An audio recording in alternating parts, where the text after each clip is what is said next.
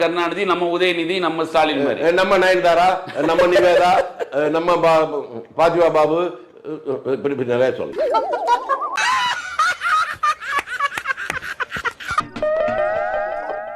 ஸ்டாலின் சொன்னா உடனே பாத்திமா பாபுன்றீங்க, உதயநிதி நிவேதிதான்றீங்க. நான் அப்படி சொல்லவே இல்லையே, நான் வரிசையா தான் பேர் சொன்னேன். ஒவ்வொருத்தருக்கும் ஒரு கனெக்ஷன் நீங்க தான் கொடுத்தீங்க. இப்போ ஐயோ என்னடா எக்ஸ்ட்ரீமா ஆகிட்டானுங்க. ஐயோ நான் இதை எதிர்பார்க்கலடா. இல்ல வயசுக்கு கரெக்ட் தானே, நான் அப்படி சொல்லவே வயசுக்கு ஏத்த மாதிரி நான் சொல்றேன். அப்ப நீங்க வயசு சைஸ் எல்லாம் உங்களுக்கு புரியுதுங்க, எனக்கு புரியாதுங்க அது. சூப்பர். 108 தான் இருக்காங்க, இவங்க எல்லாம் சேர்ந்து தான் ஆட்சி அமைக்கிறாங்க. முழு முதல் கடவுளே பிள்ளையாரும்பாங்க. எங்க ஊர்ல பிள்ளையார் தான் இருக்காரு. அதுக்கு தேங்காய் உடைக்கிறவர் 108 தேங்காய் தான் உடைப்பாங்க. என்ன டயலாக்டா? ஏன்பா அசிஸ்டன்ட் டைரக்டர் இந்த மாதிரி எழுத கத்துக்கங்கப்பா. நீங்க பாருங்க, அந்த 108ல அடங்கி ஆரம்பிச்சு 420 எல்லாம் ரொம்ப பேர் காலி ஆயிருவாங்க.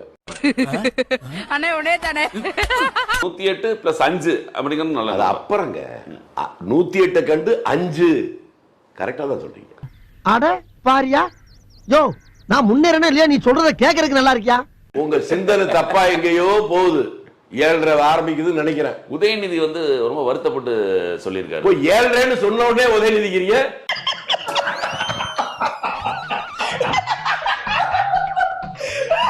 ஏழர்களை பார்த்து அஞ்சாதவன் உதயநிதின்றார் அவரு. எங்க நான் 7:30ன்னு சொன்ன உடனே உதயநிதின்னு சொன்னீங்கன்னா உங்க அடி மனசுல என்ன இருக்குன்னு எனக்கு புரிஞ்சு போச்சுங்க. நான் நல்லா பண்றனோ இல்லையோ, ஆனா நீ நல்லா பண்ற. அடி மனசுல நீங்க அடி மனசுல எல்லாரையும் சுருகிடுறீங்க. அடி மனசுல உதயநிதி ரொம்ப வருத்தப்பட்டு சொல்றாரு ஒரு மேடையில. ஏங்க ரொம்ப வருத்தப்படுறாருங்களே? துபாய் ரொம்ப தூரமா இருக்கு, அடிக்கடி போக முடியலங்கிறாரா?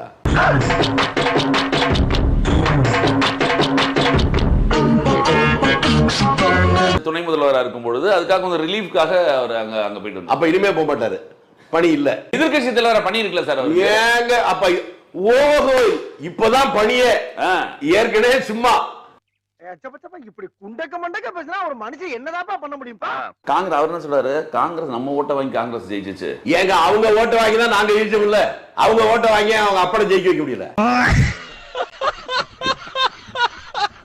ஸ்டாலின் சொல்லியிருக்காரு, பிஜேபி இத்தனை நாள் ஆட்சியில் இருக்குன்னா காங்கிரஸ் தான் காரணம்.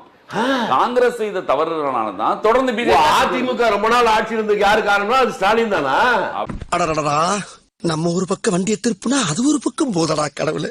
அன்றே சொன்னார் கலைஞர், அன்றே சொன்னார் கலைஞர் மிருதங்க கலைஞர், நாதஸ்வர கலைஞர், டும் கலைஞர், வயலின் கலைஞர், பல கலைஞர் இருக்காங்க. எந்த கலைஞரை சொல்றீங்க? எவ்வளவு கேவலப்படுத்துறாங்க பாரு, எவ்வளவு அசிங்கப்படுத்துறாங்க. திராவிட முன்னேற்ற கழகத்தின் மூத்த தலைவரான கலைஞர் கருணாநிதி. அப்படி ஏங்க நான் முழுசா சொல்லிட்டேன். அப்ப கலைஞர் என்ன பொருள் சொல்லுங்க, எனக்கு புரியல. கேக்குதுடா, கேட்டுக்கிட்டாலடா பெருந்தன்மையா போய்கிட்டு இருக்கேன். நீ கேட்காத மாதிரி முடிட்டு மூவ் பண்றா போடா. அவங்க தான் கலைஞர் பட்டம் வச்சிருந்தாங்க. அதை தாங்க அதுக்கு பொருள் நான் கேட்கிறேன், நான் விவரம் தெரியாத கேட்கிறேன். சொல்லுங்க சார். அனைத்திலும் வித்தகர் கலைஞர். எல்லாத்தையும் வித்தவரா? கொக்கு மீனை கொத்தாமல் இருந்தால், பாம்பு தேரை விழுங்காமல் இருந்தால், வேங்கை மானை விரட்டாமல் இருந்தால், நானும் கொலை செய்யாமல் கொள்ளையடிக்காமல் பெண்களை கற்பழிக்காமல் இருப்பேன் அப்பா. கொலை செய்வதும் கொள்ளையடிப்பதும் பெண்களை கற்பழிப்பதும் ஒரு கலையப்பா, நான் கலைஞன். இந்த விளக்கம் சொன்னதே கருணாநிதி தான். ஏண்டா தரித்திரம் முடிச்ச மூதேவி, உன் கதை என்னடா காரி துப்புற மாதிரி இருக்கு. அடே சிரிப்பு வேற.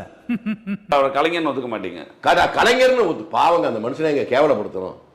அவரை கேவலப்படுத்த கூடாதுங்கிறதுனால கருணாநிதின்னு சொல்றேன். கேவலப்படுத்த நினைக்கிறவங்களாம் கலைஞர். அப்படியா சொன்னா? இதை விட கேவலமா ஒன்று சொன்னா சொல்லட்டுமா? டெல்லியில போய் எத்தனை நாள் காலில் தொட்டு உங்க தங்கச்சி எல்லாம் போய் விழுந்துச்சு, அது தெரியாத உங்களுக்கு? கூட்டணி ஏங்க தனியா போய் கூட உங்க தங்கச்சியை ராகுல் காந்தி பார்க்க அனுப்புனது உலகத்தையே தெரியுது இல்ல? என்னங்க எனக்கு ஒண்ணுமே புரியல. அதுதானப்பா எனக்கும் புரியல. எவனாவது வாயில வந்துட போகுது சார். அப்ப நீங்க சொல்ல ஒரு அர்த்தம், ஏன்னா உங்க கொள்கையை எங்களுக்கு தெரியும்ல. காட்ட வேண்டியதை காட்டி பெற வேண்டியதை பெறுவோம். டபுள் மீனிங் பேசுற நீ பழனி. சில நேரங்கள் எனக்கு நீ நல்லதும் பண்ற கெட்டதும் பண்ற. உதவாநிதி என்னமோ சொன்னாரு சொன்னீங்கல்ல? உதயநிதி. உதயநிதியா? இந்த உதவாநிதின்னு எங்க வீட்டுல சொன்னாங்க. எங்க பிள்ளைங்களுக்கு எல்லாம் தெரியும், எல்லாம் அப்படிதான் சொல்றாங்க உதவாநிதின்னு. இல்ல உதயநிதி அவர் அப்படிதான் சொன்னாங்க, அதனால நான் பேர் நினைச்சுட்டேன். நமக்கு அவ்வளவு ஞானம் பத்தலை. துபாய் நிதி இல்ல உதயநிதி. ஓ இந்திய நாட்டுடைய சுதந்திர பாராட்ட உச்சத்தில் இருக்கிற போது தாஜ்மஹால் இருக்குல்ல, எங்க இருக்கு? ஆக்ரால. ஆக்ரா. அந்த பகுதியில் பிரிட்டிஷ்காரனுடைய எதிர்த்து போராடிய தீவிரமான 2 சுதந்திர போராட்ட தியாகிகள் போலீஸுக்காக தலைமறைவாக இருந்து போராடுகிற போது அவர்கள் எங்கே மறைந்திருக்கிறார்கள் என்று போலீஸுக்கு ஆள்காட்டி வாஜ்பாய். யார நம்புறேனே தெரியல. சிட்டி இப்படி பண்ணிட்டான். தூய சக்தி தாவேகா. என்ன சொல்றீங்களா? தாவேகா. தூய சக்தின்னு சொன்ன உடனே என்னதான் சொல்றீங்களா சார்? இருந்தாலும் உனக்கு இவ்வளவு ஆகாது. செந்தில் பாலாஜி அப்பா இருந்தார்ல சார் முன்னால. செந்தில் பாலாஜி அப்பா? செந்தில் பாலாஜி அப்பா கட்சியில இருந்தாரு. அப்பா யாருன்னு எனக்கு தெரியலையேங்க. நீங்க அப்பா இருந்தாரு, தாத்தா இருந்தாரு, பாட்டன் தான் காந்தி கூட சேர்ந்து சபர்மதி ஆஸ்பத்திரி அவரை சொல்றீங்களா?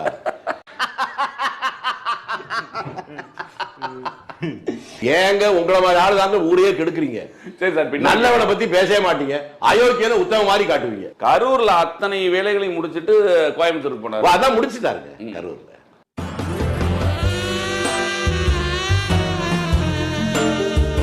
முன்னால செந்தில் பாலாஜியை பத்தி ஆகா ஓங்க நீங்க. ஆகாவும் நான் எங்க சார் சொன்னேன்? நான் எங்க சார் ஆகாவும்? அந்த செந்தில் பாலாஜியை கரூர்ல 5 வருஷத்துக்கு முன்னால இதே உங்க ஸ்டாலின் என்ன பேசினாரு? இடையில அந்த அம்மா ஜெயிலுக்கு போனப்போ யாரை முதலமைச்சராக தேர்ந்தெடுக்கலாம்னு சொல்றப்போ அந்த பட்டியல இவர் இருந்தாருங்க. இவர் கெட்ட கேடு செந்தில் பாலாஜி பேர் இருந்துச்சுங்கப்போ. இதான் வேடிக்கை. ஆக இன்னைக்கு பாத்தீங்கன்னா அவரு மட்டும் இல்ல, பாலாஜியினுடைய தம்பி இந்த கரூர் மாவட்டத்தை தன்னுடைய கட்டுப்பாட்டுல வச்சிருக்கிறாரு. கட்டுப்பாடுனா கொள்ளையடிக்கிறதுல, ஊழல் செய்யறதுல, லஞ்சம் வாங்குறதுல அந்த கட்டுப்பாட்டுல வச்சிருக்கிறாரு. ஆள் கடத்தல், நில அபகரிப்பு புகார்கள் எல்லாம் இன்னைக்கு நீதிமன்றத்தில் இருக்கு. அது முடிஞ்சோடனே அடுத்தாப்புல இவர் மந்திரிச்சு வந்தா இவர் மந்திரிச்சு வச்சுக்கிட்டாரா? எப்படி பாத்தீங்களா? தியாகி சார் அவரு. ஸ்டாலின் சொன்னாரு. என்னடா அப்படியா? ஆமா, ஜெயில் போயிட்டு வந்தார்ல. அப்புறம் ஜெயிலுக்கு போயிட்டு வந்தாரு தியாகியா? எனக்கு தெரியலங்க. நல்ல வேளை ஆட்டோ சங்கர் செத்து போயிட்டான். இருந்தா அவனே தியாகி ஆயிப்பாரு. அமைச்சர் பதவியை விட்டு இழந்து ஜெயில் போயிட்டு வந்தார்ல மக்களுக்காக. அவர் தான் சொன்னாரு. அப்படின்னு மக்கள் நினைக்கிறேன். நான் மக்கள் தான் நினைப்பாங்க.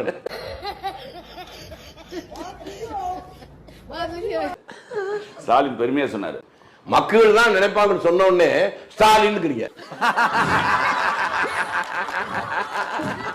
கரூர் சம்பவம் நடக்கும்போது துபாயில இருந்து முத நாள் போனவர் மார்னிங் ஃபிளைட் பிடிச்சி வந்து இங்க வந்து அழுதுட்டு அடுத்த ஃபிளைட் பிடிச்சிட்டு நடவடிக்கை எல்லாம் எடுத்துட்டு அடுத்த ஃபிளைட் பிடிச்சி துபாய் போயிட்டாரு. பெரிய படுகொலை அப்படின்னு நினைச்சு வந்துட்டு அடுத்த நிமிஷமே திரும்பி துபாய் போனா எவ்வளவு பெரிய முக்கியமான வேலைக்கு இருக்கும். Boss something wrong. கரெக்ட்டா? பாவம், துபாய்க்கு போனது ரொம்ப இதுவா சொல்றீங்க. அவர் பணி ஆமா. இப்போ உங்களை வேற மாதிரி பார்க்க வேண்டியிருக்கும். இப்ப நீங்க தான் ஏற்பாடா? ஐயோ, பின்ன என்ன இருக்க பாவங்கிறீங்க? சொல்றேன் வெறி கொண்டுருவேன் நான். எதுக்கு நீ இதை பேசுகிற?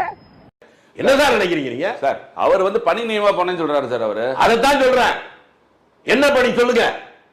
6 லட்சம் கோடி கடன் வாங்கல, எதுக்குடா மூலதனம் போட்டீங்கன்னா இன்னைக்கு வரணும் சொல்லல. வெக்கமா இல்ல, கேவலம் இல்ல, இந்த மாதிரி பண்றீங்களே, அசி.